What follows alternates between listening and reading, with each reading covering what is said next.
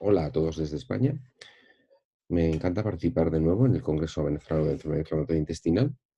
Estos son mis conflictos de interés, que podéis ver. Un conflicto de interés muy importante que tengo también es con los libros que leo. Y aquí vemos que en la enfermedad inflamatoria intestinal cada vez nos enfrentamos a un corpus doctrinal mucho más extenso, cada vez contamos con más información y más materia que tenemos que comunicar a los residentes que se forman con nosotros para aprender sobre enfermedad inflamatoria intestinal. Y uno de los aspectos fundamentales es el diagnóstico diferencial. Evidentemente, sin un buen diagnóstico no podemos enfrentarnos al tratamiento de la enfermedad y a tratar de que nuestros pacientes vivan lo mejor posible.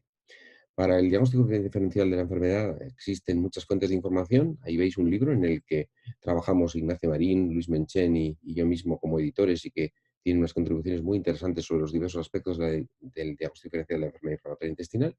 Y veis dos referencias recientes de la literatura que podéis consultar y estas referencias nos van a dar toda la información que necesitamos cada día para establecer bien el diagnóstico diferencial. Nosotros vamos a revisarlo desde otro punto de vista. Vamos a revisar desde el punto de vista del lenguaje, porque aquí vemos un cuadro de Andrés Bello. Andrés Bello es un ilustre venezolano que a la vez era venezolano, fue español, venezolano y luego chileno, como sabéis. No tengo la pretensión de escribir para los castellanos, decía él, lo mismo me ocurre a mí. No quiero dar esta charla para los castellanos, sino para todos los que hablamos español en el mundo. Y cuando hablamos de español, lo primero que necesitamos para hablar del diagnóstico diferencial es la definición, es definir exactamente de qué estamos hablando. Y para eso recordemos la perspectiva histórica. La colitis ulcerosa fue descrita a mediados finales del siglo XIX, a mediados fueron los primeros informes, pero se fue describiendo durante todo el final del siglo XIX. Y después la enfermedad de Crohn se empezó a describir a principios del siglo XX, pero digamos que su descripción más importante es en el año 1932, y a partir de entonces, del artículo, digamos, Princeps del grupo de Mount Sinai de Nueva York, se fue desarrollando el concepto de la enfermedad de Crohn y poco a poco se fueron integrando estos dos conceptos, enfermedad de Crohn y colitis ulcerosa, y a lo largo del tiempo se fue distinguiendo esta enfermedad del resto de enfermedades digestivas que daban síntomas y signos parecidos. Y aquí podemos ver un artículo muy interesante publicado hace ya unos cuantos años, en el año 1944, en la revista de la Facultad de Medicina creo que es de Bogotá, y este es un caso de colitis ulcerosa idiopática que se trataba de distinguir de una amebiasis. Bueno, nuestro concepto se ha desarrollado a lo largo del tiempo y ahora tenemos claro que las enfermedades inflamatorias intestinales son un grupo de enfermedades crónicas con inflamación del intestino, cuyo aspecto fenotípico es parecido, es decir, es siempre rectorragias, dolor abdominal, diarrea, es decir, que se parecen las enfermedades, también las enfermedades infecciosas, pero el concepto que nosotros tenemos es fenotípico porque no tenemos ningún marcador genético, ni ningún marcador biológico, ni ningún biomarcador que nos permita decir esto es una enfermedad inflamatoria y esto no. Entonces tenemos que tener un conjunto de datos. Las cuatro entidades que llamamos enfermedad inflamatoria intestinal son la enfermedad de Crohn, la colitis ulcerosa, la colitis inclasificada y las colitis microscópicas. Sabemos las diferencias claves entre enfermedad de Crohn y colitis ulcerosa, no nos vamos a detener aquí, y sabemos que en realidad los fenotipos que nosotros clasificamos son una simplificación. En realidad hay muchos fenotipos distintos y muchos genotipos distintos y nos estamos enfrentando a un espectro de enfermedades en un extremo un extremo de las cuales está la colitis ulcerosa distal limitada típica de colitis y en el otro extremo el típico Crohn de intestino delgado, pero en medio tenemos una serie de variantes que se caracterizan por diferencias clínicas, analíticas, endoscópicas y sobre todo, como vemos, genéticas. Hay mucha semejanza, pero también hay diferencias. En el proceso de diagnóstico, la palabra diagnóstico viene del griego diagnostikos y se refiere al proceso diagnóstico, a la acción de diagnosticar, a determinar la naturaleza de una enfermedad mediante la observación de sus síntomas y en estos casos, ahora en estos momentos, no solo mediante la observación de sus síntomas, sino la observación de muchas otras informaciones. Pero hablando de los síntomas, la enfermedad de Crohn, los síntomas típicos son dolor abdominal, diarrea, fiebre, pérdida de peso, rectorragia en menos cantidad, en menos consideración, pero estos síntomas típicos, diarrea, dolor abdominal, fiebre, etcétera, ocurren en una gastroenteritis, en una parasitosis, en muchas enfermedades que afectan al intestino. La capacidad de respuesta que tiene frente a la enfermedad del intestino es limitada y los síntomas que vemos son muy parecidos en las enfermedades. Por lo tanto, no hay ningún hallazgo patognomónico. Esto lo tenemos que tener claro. Nos podemos confundir siempre si no somos muy precisos. Y toda la información que recibimos debemos integrarla.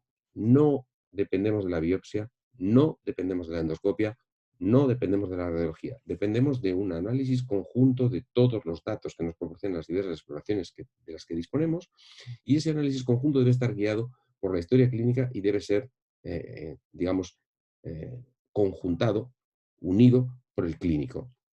No hay una referencia única que nos dé el diagnóstico nunca, ni que lo excluya nunca, ¿eh? El primer paso que debemos tener es sospechar que puede existir una enfermedad inflamatoria intestinal. Para esto tenemos que conocerlas y tenemos que haber recibido la información y la docencia adecuadas. El segundo paso es excluir que hay una enfermedad infecciosa, y esto no debemos olvidarlo nunca, que debemos excluirlo porque se pueden parecer tanto que nos podemos confundir en el tratamiento. El tercer paso es demostrar que existen alteraciones compatibles con la enfermedad inflamatoria intestinal, y eso lo hacemos la mayor parte de las veces con endoscopia, aunque también contribuyen otras técnicas como la ecografía, la resonancia, el escáner, etcétera. Y el cuarto paso es, cuando ya sospechamos fuertemente que nos enfrentamos a una enfermedad inflamatoria intestinal, es saber qué extensión tiene, a qué partes del intestino afecta y qué gravedad, qué intensidad tiene la enfermedad, porque nos interesa también saber cómo repercute en el paciente, qué intensidad tiene la repercusión, porque nos vamos a comportar de forma diferente tanto en el planteamiento diagnóstico como en el planteamiento terapéutico del paciente. Y el quinto paso es, es valorar en ese paciente, antes de empezar el proceso terapéutico, los riesgos individuales que le caracterizan, porque puede ocurrir que tenga un riesgo determinado de infecciones, porque puede ocurrir que no haya sido vacunado, porque puede ocurrir que haya tenido anteriormente una alergia determinada a un producto farmacológico determinado que nos condicione lo que vamos a hacer. Entonces tenemos que valorar los riesgos individuales, sobre todo en el aspecto de riesgos de enfermedades infecciosas.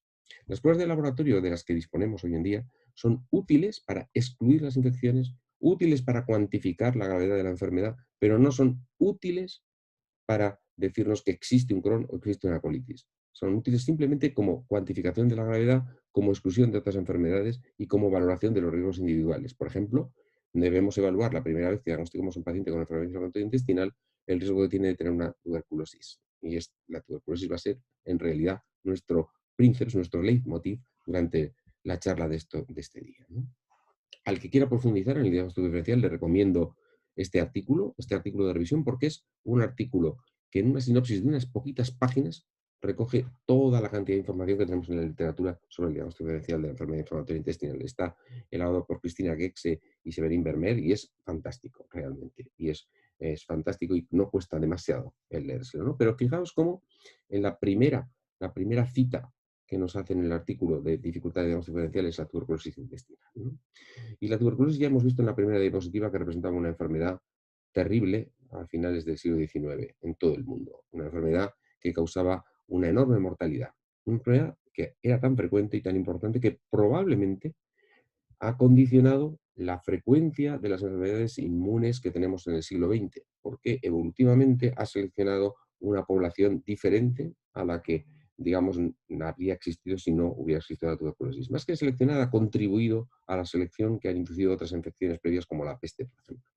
Aquí vemos un autorretrato de Cristóbal de Rojas, un ilustre pintor venezolano, escasamente conocido en el mundo, y en el cuadro que hemos puesto en la primera diapositiva hemos visto cómo describía la tuberculosis en el cuadro llamado La miseria, y aquí vemos cómo también habla de un violinista enfermo, y me gusta mucho este cuadro porque precisamente el violín, como se ve ahí arriba en la estantería, es muy importante también en mi casa, ¿no? No, eh, no sabemos, además, con estas enfermedades, fijaos, la diferencia entre Crohn y enteritis por tuberculosis forma parte siempre del diagnóstico diferencial. Aquí vemos el artículo clásico de Talciel, que se cita muchas veces como el primero en el que se hablaba de una enfermedad de Crohn, y veis cómo lo que trataba de distinguir es la enfermedad de Crohn de la tuberculosis, ¿no? Y luego, a lo largo del tiempo, mientras se desarrolló el concepto de enfermedad de Crohn durante todo el siglo XX, en muchos artículos se trataba de distinguir Crohn de tuberculosis, porque comparten tantas cosas, comparten los granulomas, aunque sean diferentes los granulomas, comparten muchas veces el tipo de afectación, comparten eh, síntomas, es decir, que es difícil a veces establecer, digamos, diferencial, como vemos, aunque algunas cosas sean más o menos características del tipo de úlceras, esas úlceras profundas únicas en ciego, típicas de la tuberculosis, típicas, pero pueden darse en un Crohn. Y en la tuberculosis pueden verse lesiones muy similares al Crohn. Aunque hay, como veis, diferencias en el escáner y en la endoscopia entre el Crohn y la tuberculosis, son diferencias cuantitativas, pero no son absolutamente cualitativas. Es decir, pueden ocurrir con las mismas cosas en la tuberculosis y en la enfermedad de Crohn. Entonces, el primer aspecto que tenemos que tener en cuenta para el diagnóstico diferencial es conceptual, qué enfermedad estamos buscando y cómo se diferencia de las otras enfermedades. El segundo aspecto es el propio paciente, porque en el paciente habrá factores que nos marcarán de qué estamos hablando. Por ejemplo, hay factores de riesgo esenciales que hacen que tengamos un riesgo mayor de tener tuberculosis. En algunas zonas del mundo ocurre con más frecuencia, en otras menos. La tuberculosis puede desarrollarse con mucha más frecuencia en personas que tengan una infección por VIH o una silicosis o una enfermedad renal crónica, es decir, o estén inmunosuprimidos por un trasplante, es decir, que los antecedentes personales que recojamos en la historia clínica del paciente nos pueden orientar a una tuberculosis o nos pueden orientar a una enfermedad inflamatoria intestinal si el diagnóstico diferencial que nos estamos planteando es el de una tuberculosis. Una manera de enfrentarnos al diagnóstico es utilizar, digamos, herramientas en las cuales se juntan todos los datos de los que disponemos ahora. Y Peter Higgins y su grupo elaboraron un modelo bayesiano metaanalítico de todos los datos que se habían publicado sobre la tuberculosis intestinal y la diferencia con la enfermedad intestinal, llegando a hacer un índice en el que nosotros vamos introduciendo datos, está accesible en esa web, en esa página web que veis ahí en la diapositiva. Vosotros simplemente tenéis que picar en el enlace e ir y poner las características de vuestro paciente y al final os dirá el porcentaje de probabilidad de que tengamos tuberculosis intestinal es tal, y este algoritmo nos puede ayudar a, en un paciente concreto, situar un poquito el resto del proceso diagnóstico. Importantísima es la geografía, ya lo hemos mencionado, pero evidentemente en las zonas rurales de la India todavía es muchísimo más común la tuberculosis que la enfermedad inflamatoria intestinal. Mientras que en algunas zonas urbanas de la India ya está siendo común la enfermedad inflamatoria intestinal. Nuestro planteamiento diagnóstico diferencial va a ser diferente. Si escogemos también la tuberculosis como la enfermedad princes para diferenciar de una enfermedad inflamatoria intestinal, vemos como la incidencia de tuberculosis es muy diferente en los diversos países del mundo, pero cuando hablamos de la geografía no nos debemos conformar con hablar de países. Un país está, pues no sé, es una clasificación que nos hemos inventado todos, pero la pandemia y que todos comúnmente aceptamos, pero la pandemia que estamos viviendo en estos momentos nos demuestra como ni los virus, ni las bacterias, ni ningún agente causante de enfermedad ha sabido nunca distinguir las fronteras, que son simplemente herramientas artificiales que utilizamos nosotros para clasificar cosas, ¿no? Pero las fronteras para las infecciones no existen. Entonces, Brasil tiene una media de tuberculosis determinada, pero las áreas de Brasil distintas tienen una incidencia de tuberculosis muy distinta. ¿Eh? Y, por ejemplo, si nos vamos a Perú, hay zonas con una incidencia tremenda de tuberculosis y unas zonas con una incidencia baja de tuberculosis. Claro, nuestro planteamiento de diagnóstico diferencial va a ser muy diferente si estamos en Cajamarca o estamos en Callao. Es decir, si nos enfrentamos a una zona, digamos, de la montaña andina o nos enfrentamos a zonas de Lima, donde la tuberculosis tiene una incidencia muy alta, ¿no? Y luego tenemos que ver no solo las variaciones geográficas, sino dentro de esa geografía las variaciones temporales. Aquí vemos como, por ejemplo, la incidencia de tuberculosis en Corea del Sur ha ido bajando con los años, mientras que la incidencia de enfermedad de Crohn ha ido subiendo. Nuestro planteamiento de diagnóstico diferencial habría sido completamente diferente en el año 2000 o en el año 2015 en Corea del Sur. Otro factor importantísimo a la hora de considerar el diagnóstico diferencial no es solo con qué paciente nos enfrentamos, en qué zona geográfica nos movemos, sino la patocronia de la enfermedad. Es muy, muy importante porque a veces nos olvidamos de hacer una buena historia clínica y de recoger cómo ha evolucionado toda la enfermedad a lo largo de los años, ¿no? Y esta parte de la patología que estudia las doenças con relación al seu tempo de desenvolvimiento es realmente una parte de la patología muy interesante.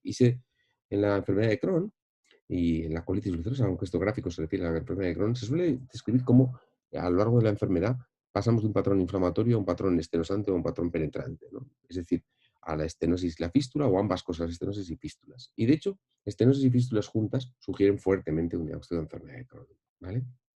Pero esta gráfica, que se cita tantas veces, es probablemente falsa. Y yo creo que en la consulta no vemos los pacientes así. Esta gráfica acumulativa nos refleja la realidad de que a lo largo del tiempo, como van apareciendo estenosis y fístulas, cada vez tenemos más pacientes en los grupos que han tenido una estenosis o que han tenido una fístula. Pero el curso clínico de la enfermedad de Crohn se parece mucho más a lo que vemos aquí.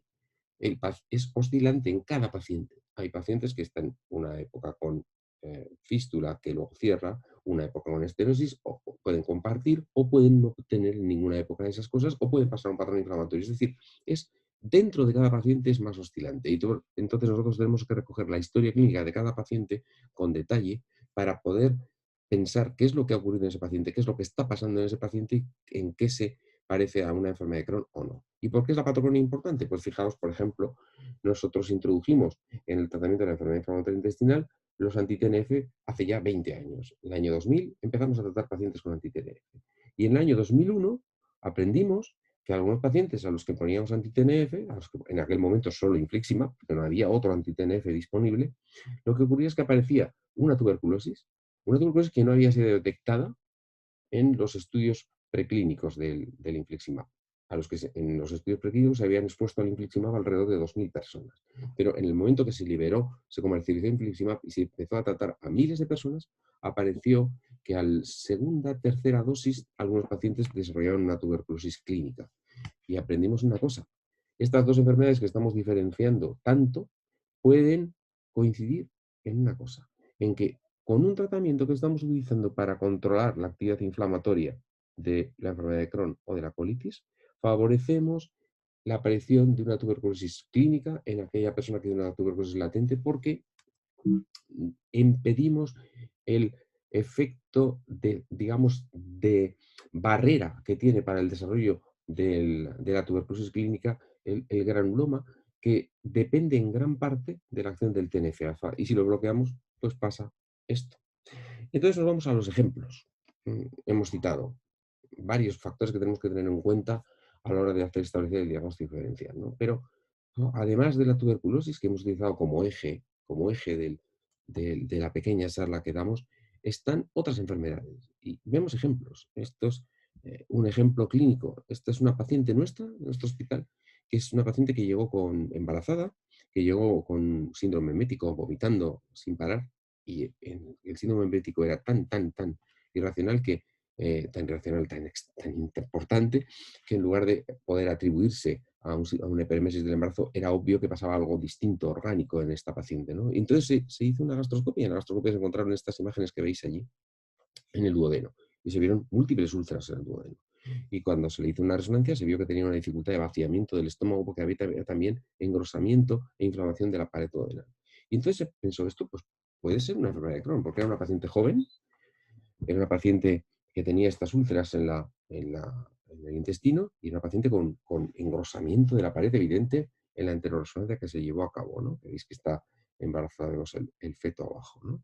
Bueno, pues resulta que menos mal que tuvimos la prudencia de esperar un poquito a los resultados de las biopsias, que pedimos que se aceleraran a los patólogos, porque lo que ocurría realmente es que tenía una estrongiloides estercoralis, es decir, tenía una estrongolidosis, es decir, una enfermedad que vosotros conocéis en Venezuela mucho mejor que lo que conocemos nosotros en Europa, pero que requiere un tratamiento absolutamente diferente. Y si le hubiéramos puesto tratamiento con corticoides, como ponemos en los algoritmos de tratamiento inicial en la enfermedad de Crohn, habríamos tenido probablemente una evolución catastrófica. Sin embargo, fue sencillísimo de tratar con una evolución rapidísima a la mejoría.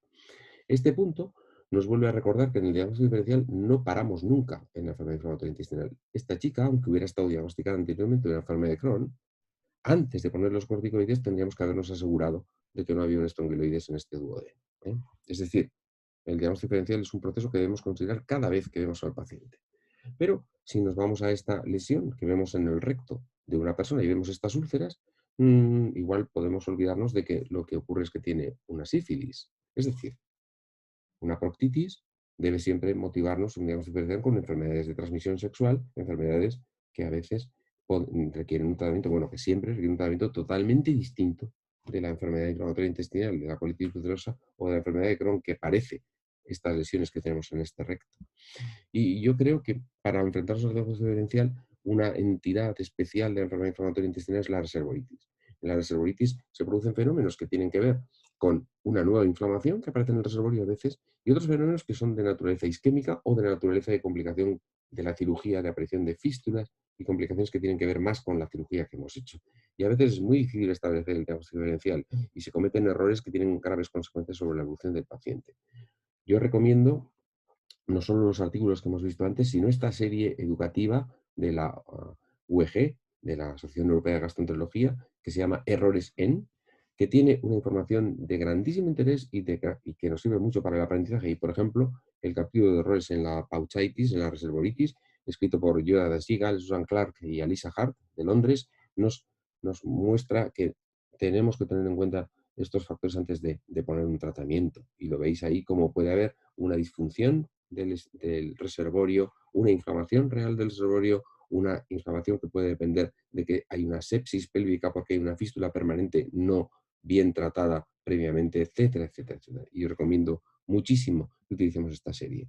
Y, por ejemplo, en la misma serie tenemos un análisis de los errores que se cometen en la enfermedad inflamatoria pediátrica, que es especialmente difícil, porque los niños, los tratamientos no están igual de probados, porque los niños no tenemos la misma experiencia, porque los gastroenterólogos de adultos no tenemos experiencia en valorar niños y los pediatras a veces tienen poca experiencia en valorar la enfermedad inflamatoria intestinal.